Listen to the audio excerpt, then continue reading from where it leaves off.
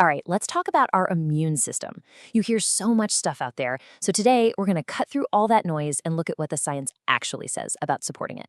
We're not talking about quick fixes or miracle cures, but the real evidence-backed ways to keep your body's defenses in top shape. So, first things first. This idea of boosting your immune system. It's everywhere, right? In juice ads, on supplement bottles. But is it even a real thing? Can you actually crank your immune system up beyond its normal setting? Well, here's the thing. Experts, like those at the Mayo Clinic, say the whole idea is kind of flawed. See, the goal isn't to put your immune system into some kind of overdrive. It's really about maintaining it and supporting its normal, healthy function. It's about making sure it has everything it needs to do its job properly. It's a small change in wording, but it makes a huge difference in how we approach this. Okay, so here's how we're going to break it all down. We've already started rethinking immune boosting. Next, we'll get into the core pillars: fueling your body's defenses, the surprising truth about exercise, what your immune system does on its night shift while you sleep, and how stress can be a total saboteur. And then we'll pull it all together into a daily defense system. First up, nutrition. The best way to think about this is like your diet is the supply chain for your immune system. If the factory doesn't get the right parts, it just can't build the strong defenses you need. It's that fundamental. And here are some of those essential parts. Our immune cells need this whole toolkit of micronutrients to work right. You've got vitamin C, helping to create antibodies, vitamin A, protecting the barriers inside our body, and zinc, which is absolutely critical for immune cells to even function. It's a real team effort, and every single one of these has a special job to do. So where can you find all this good stuff? Well, as you can see, the best place is just real food. For vitamin C, don't just think oranges, think strawberries, broccoli. For zinc, you've got everything from beef to lentils. And for vitamin A, all those colorful veggies like carrots and spinach are amazing. The big takeaway is that your body is just way better at absorbing these nutrients when they come from actual food. And this is such a great way to think about it. A healthy diet doesn't just help because of what you're adding, but also because of what you're avoiding.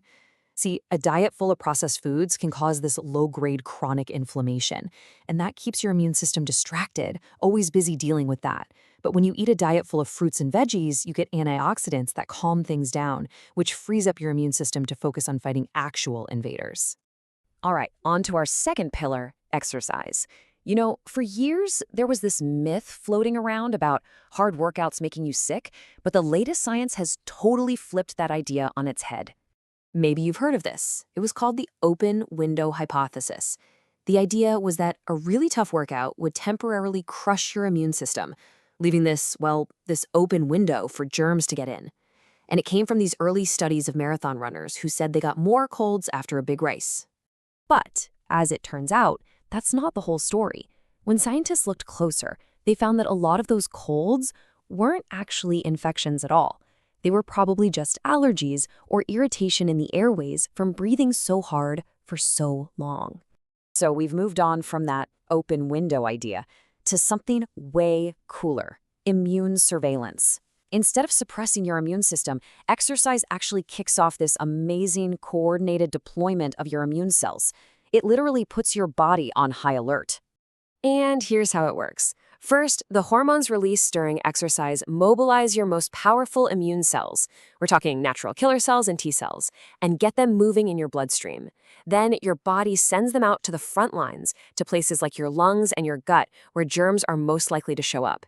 This basically puts your whole system on patrol, letting you find and destroy invaders before they even have a chance to get a foothold. So, the takeaway here is crystal clear. Moderate exercise doesn't open a window of weakness. No way. It sends your immune system's best soldiers out on patrol. It's a proactive defense strategy, not a liability. Okay, moving on to pillar number 3. So after all that activity during the day, your body's got to recover. And it turns out while you're sleeping, your immune system is busy working the night shift, doing all the essential repairs and getting ready for tomorrow. Yeah, sleep is not just about resting. It's a super active and crucial time for your immune system. Good quality sleep actually makes your T cells better at fighting infections, helps your body make more antibodies, and it keeps inflammation under control. Get this, it's so important that getting enough sleep before a vaccine can actually make the vaccine work better. How cool is that?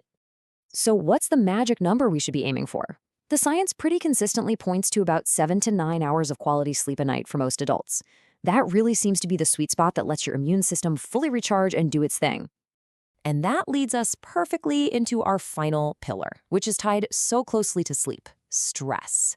Now, a little bit of short-term stress is fine, even good for you, but that chronic day in, day out stress, that can be a real saboteur for your immune system. You can think of it like a chain reaction. Constant stress doesn't just make you feel bad mentally, it actually kicks off a whole cascade of physical events in your body that directly mess with your ability to fight things off. Here's exactly how those dominoes fall. First, chronic stress makes your body produce more of the stress hormone cortisol.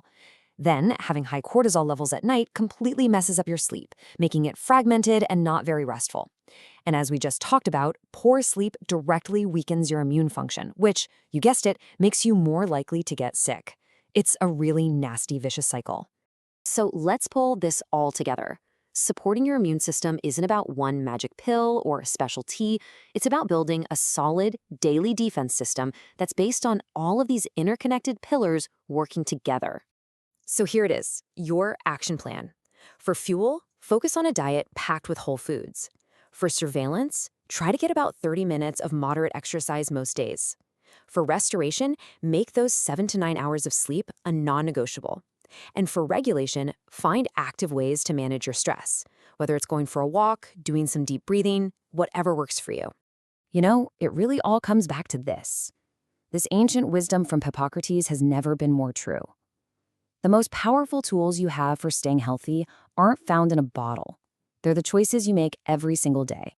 So, as we wrap this up, just take a second to think about your own routine.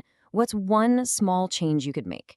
Which one of these pillars, fuel, surveillance, restoration, or regulation, are you going to focus on strengthening first? Thanks so much for tuning in. Today, we're diving into a big question. Can you actually boost your immune system naturally? You see immune boost everywhere, right? But is that even a real thing? Or even desirable? Well, experts say the whole idea of boosting your immune system is actually a big misconception. So the real goal isn't a temporary supercharge, it's about supporting a balanced, steady system. So how do we do that? Let's break it down into 4 pillars. First up, nutrition. Think of it like this. An anti-inflammatory diet gives your body the tools to respond effectively. And specific nutrients are absolutely crucial. They're literally the building blocks for your immune cells. Now, this is where it gets really interesting. It all connects back to your gut. Get this, a whopping 70% of your immune cells are right there, in your gut. So, feeding those good gut microbes with fiber and probiotics is key for your body's defenses. Okay, on to our second pillar, exercise. And we've got a common myth to bust here. The idea that hard exercise weakens you? Nope. Studies show moderate exercise actually strengthens you. Think of it as sending your immune cells out on patrol, hunting for trouble. Pillar number 3 is all about sleep, and its connection to immunity is a two-way street. Basically, quality sleep lets your immune system create a memory to fight infections better. And yeah, the science is clear. Not getting enough sleep makes you more likely to get sick. So what's the sweet spot? Aim for 7 to 9 hours of good sleep each night. And finally, our 4th pillar, managing stress. This one is a silent defense wrecker. Because when you're stressed all the time, it just fuels low-grade chronic inflammation. But simple daily practices can really help dial that stress down and support your immune system. And this isn't just talk. Research shows these techniques create real positive changes in immune cells. So you see, it's not about one magic supplement. It's about how everything works together. These 4 pillars, diet, exercise, sleep, and stress, all work together to build true resilience.